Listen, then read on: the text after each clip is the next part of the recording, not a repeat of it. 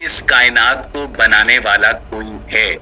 تو ابھی تک سائنس نے تو ہمارے سامنے کسی بھی قسم کی کریٹر کی موجودگی کا اثبات نہیں کیا ہے، اور مذہب جو ہے علم الکلام کا سہارا لیتا ہے.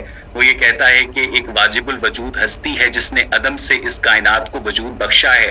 اگر ہم نان ریلیجس پیراڈائم کے اندر بات کریں تو میرے پاس کسی کریٹر کی موجودگی کا کوئی ثبوت نہیں ہے. تو میں ان سے کہتا ہوں کہ آپ نے سوچ نہیں کیا، آپ نے غور نہیں کیا، آپ کو بات سمجھ آ جاتی.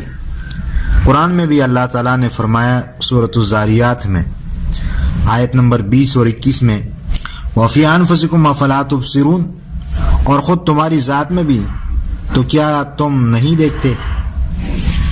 تو اس میں فرمایا کہ تمہارے نفسوں کے اندر بھی علامات اور نشانیاں ہیں، تم دیکھتے نہیں ہو.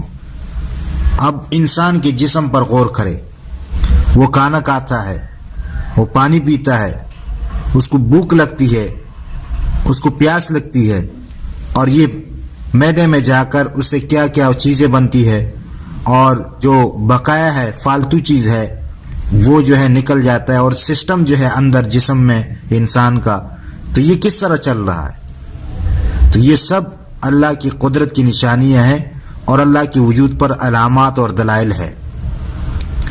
ایک موبائل جب بناتا ہے تو اس کے لیے بنانے والے کی ضرورت ہے.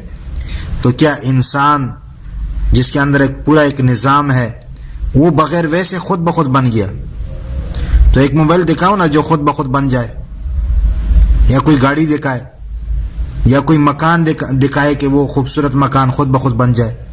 تو یہ چیزیں جو ہے وہ یہ لوگ سوچتے ہی نہیں ہیں. باقی اللہ کے وجود پر عقلی اعتبار سے بھی دلائل موجود ہے کہ پانی سے انسان کیسے بنتا ہے، پھر اس کے اندر اس کے نقشہ، اس کے جو ہے نا جسم کے اعضاء، یہ سارے ویسے خود بخود تو نہیں بنتے. تو یہ سارے جو ہے علامات ہے، لیکن انسان اس پر غور نہیں کرتا.